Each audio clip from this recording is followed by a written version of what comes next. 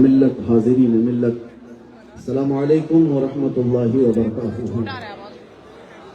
الحمد للہ وکفى وسلام علی حبیبہ المصطفى اما بعد فاعوذ باللہ من الشیطان الرجیم بسم اللہ الرحمن الرحیم.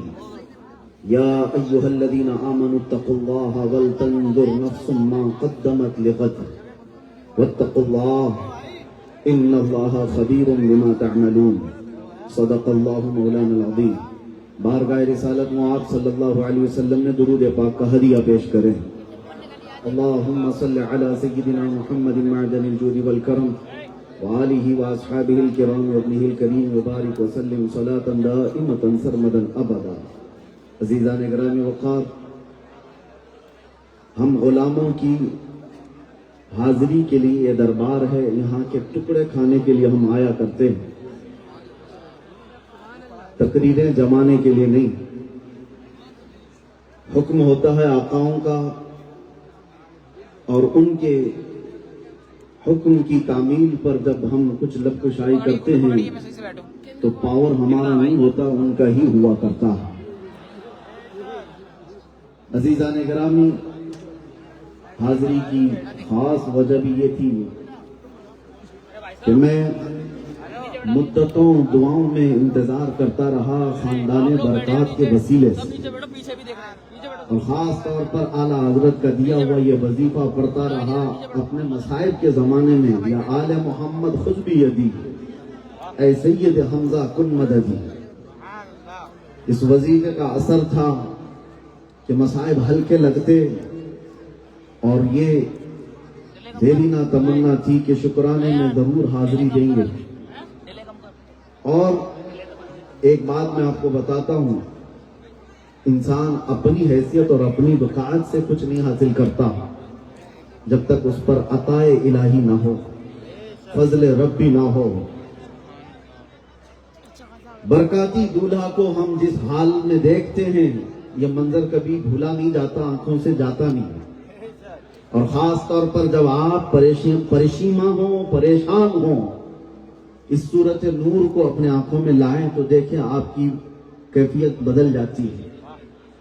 میں نے سوچا نہیں تھا ماررہ مطہرہ حاضر ہوں، اور ظاہر سی بات ہے بہت سالوں سے آتے ہیں، ہم چھونے کی بھی ہمت نہیں کر پاتے جب یہ تبرکات پہن کر رسم خرقہ پوشی میں صاحب سجادہ تشریف لاتے ہیں. لیکن ایک بات تھی، میں آپ کے سامنے عرض کر رہا ہوں، دعاؤں میں اس وقت سے میں نے یہ چیز رکھی جب پہلی مرتبہ سرکار امین ملت نے مجھ سے فرمایا تھا کہ وہ وقت تھا 4 سال پہلے، ایک کتا حضور کی شان میں بھونک رہا تھا. تو نبی پاک صلی اللہ تعالیٰ علیہ وسلم کی عزت اور ان کے ناموس کے دفاع میں کچھ فقیر سے کچھ کلمات ادا ہوئے. اس کی بہت سارے لوگوں نے تنقید بھی کی، تعریف بھی کی، سب اپنی جگہ پر. ان حالات میں میں نے سب سے پہلے حضرت سے رابطہ کیا تھا اور سرکار امین ملت سے عرض کیا کہ حضور ایسا مسئلہ ہے کہ میں نے اپنے چھوٹی زبان سے کہہ دیا کہ میں دلی آ رہا ہوں مقابلہ کرنے کے لیے، مباہلہ کرنے کے لیے. میں اپنے ان الفاظ میں کچھ خطا کار ہوں تو معاف فرمائیں. آپ کا کیا حکم ہے؟ آپ کے وہ الفاظ آج تک میرے کانوں میں گونجتے. آپ نے فرمایا تھا کہ تم اپنے گھر کے لیے نہیں جا رہے ہو، ہمارے نانا کی عزت کی بات. اور یہ نہیں کہا جاؤ دیکھا جائے گا کیا ہوتا ہے، بلکہ یہ کہا تھا جاؤ میں اپنے تبرکات کے ساتھ تمہارے ساتھ آتا ہوں. آپ خاندان برکات کی اس عطا کو دیکھیں. اس کے بعد سے میں نے یہ محسوس کیا کہ ان تبرکات میں اثر اتنا ہے کہ آج بھی پہننے والا بادشاہ وقت کے طاغوتوں سے ٹکرانے کی طاقت رکھتا ہے. نہ پوچھ ان خرقہ پوشوں کو، ارادت ہو تو دیکھ ان کو، یدِ بیضا لیے بیٹھے ہیں اپنی آستینوں میں، یدِ بیضا لیے بیٹھے ہیں اپنی آستینوں میں.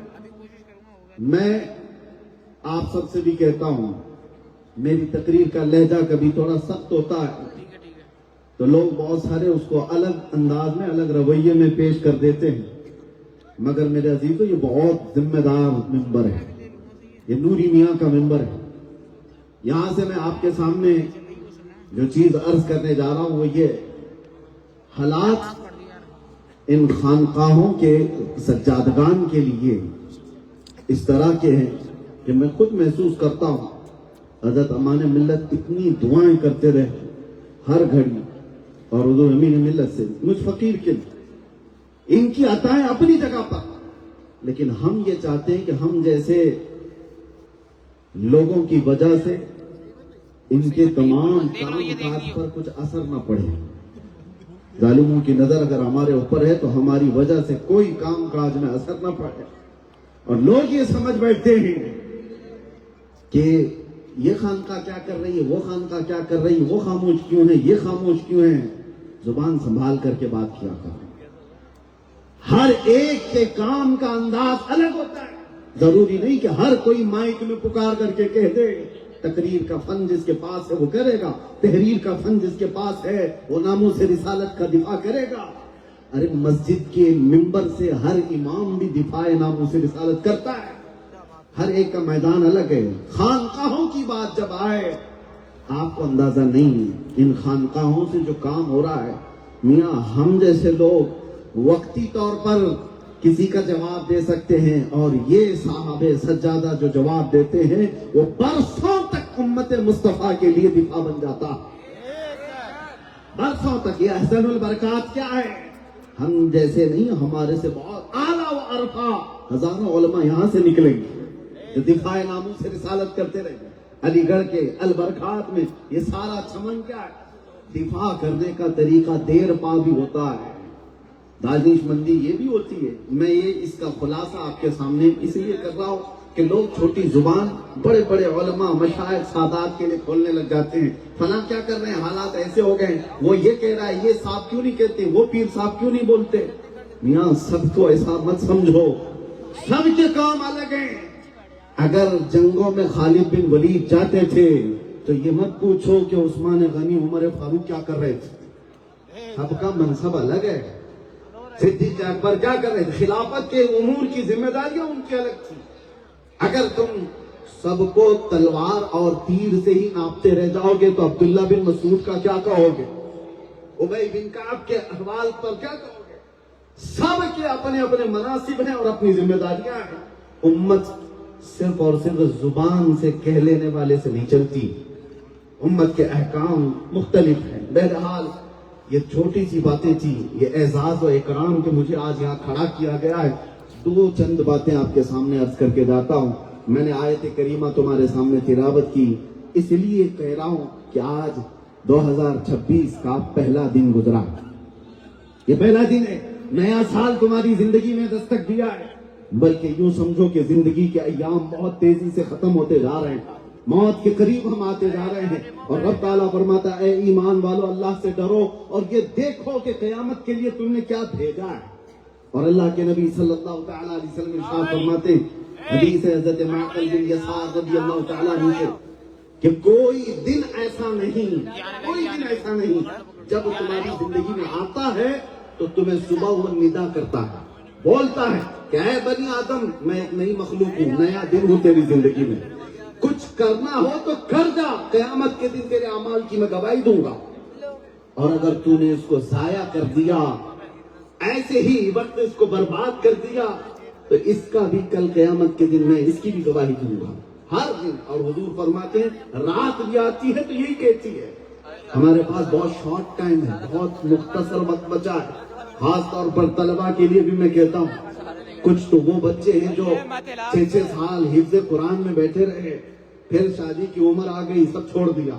وقت کو محسوس کرو. میرے آقا صلی اللہ علیہ وسلم فرماتے ہیں 2 نعمتیں ایسی ہیں جس میں اکثر لوگ خسارہ اٹھاتے ہیں.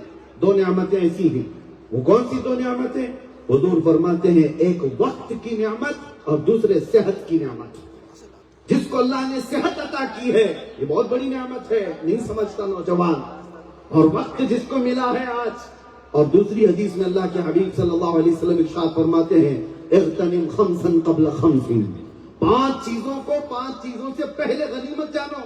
وہ کون سی 5 چیزیں ہیں؟ مختصر سنو. हुजूर पाक सल्लल्लाहु अलैहि वसल्लम फरमाते शबाबक क़ब्ल हरमिक, तुम्हारी जवानी को गनीमत जानो, तुम्हारा बुढ़ापा आने से पहले। पूछो बहुत सारे बूढ़ों को, उनके पास काश के अलावा कुछ नहीं है अभी, काश। वो बूढ़े सिर्फ सोचते रह जाते हैं। और एक हदीस में आपको बताऊं, हुजूर सल्लल्लाहु अलैहि वसल्लम फरमाते क़यामत के बाद जन्नती जन्नत में चला जाए तो किसी भी चीज का गम और खौफ नहीं होता सिवाय एक के। बड़ी अलग बात लग रही होगी आप, जन्नत में एक चीज का एहसास बंदे को रहेगा। हदीस में है, वो कौन सा? उस घड़ी का, वो वक्त का जो उसने जाया किया था और अल्लाह का जिक्र नहीं किया। जन्नत में भी उसका उसे अफसोस रहेगा जो वक्त जाया किया है।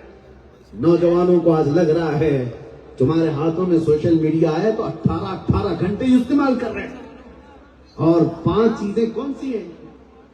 तुम्हारी जवानी को बुढ़ापा आने से पहले, गिना का क़ब्ल फ़क़रिक, तुम्हें अल्लाह ने तमंगरी दी है, दौलत दी है, तो मोहताज होने से पहले इसको गनीमत जानो। भिखारी बन जाओगे उसके बाद फिर दौलत की सिर्फ आस करते रह जाओगे। और तीसरी चीज मेरे आका सल्लल्लाहु अलैहि वसल्लम फरमाते हैं सिहतक क़ब्ल सक़मिक, तुम्हारे बीमार होने से पहले अपनी सेहत को गनीमत जानना। मिलाद मुस्तफा की मुनासिबत से मैं अक्सर कुछ नौजवानों को लेकर कैंसर हॉस्पिटल जाया करता। हर साल का हमारा मामूल था, इसलिए जाते हैं कि ऐसे ऐसे मरीजों को देखने को मिलता है, उसके बाद फिर अपनी सेहत का एहसास होता है। एक ऐसे 40 साल जवान को मैंने देखा, गर्दन में फोड़ी, तकिया पूरा उसका खून से भर जाता था, कैंसर का मरीज था, कई दिनों से पड़ा हुआ है। हम जैसे गए, कहा हजरत दुआ कर दीजिए, दुआ कर दीजिए। सारे मरीज तो कहते थे, लेकिन उसने एक चीज जो कही आज भी वो दिल पे लगती है। उसने कहा कि हजरत बात सिर्फ इतनी है कि मैं एक बार उठ कर सजदा करना चाहता हूँ, लेकिन गर्दन उठा नहीं सकता, गर्दन उठा नहीं सकता। जैसे ही गर्दन उठाता हूँ थोड़े से खून बहना शुरू हो जाता है। और कैंसर ऐसा है कि मौत के करीब ले जा रहा है, और वो रोता है कि मुझे एक सजदा करने की भी अब मोहलत नहीं रहेगी। अजीजों, आज तुम्हारे जो सर सलामत हैं, तुम गफलत में कुछ जिंदगी गुजारना। एक सजदा जो तुम भारी समझते हो, और दर दर की भीख मांगने से तुम्हें ये सजदा नजात देता है। आप इस चीज को गनीमत जानो, वक्त को जाया ना करो। नौजवानों, मोबाइल तुम्हारे हाथ में आया है तो क्या, किस चीज के लिए? पबजी के लिए, रात भर इंटरनेट चलाने के लिए।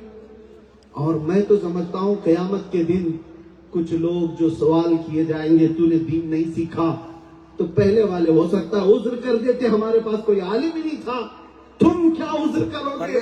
अब तो तुम्हारे हाथ में सारा जरिया मौजूद है, तुम सारी चीजें इस इंटरनेट से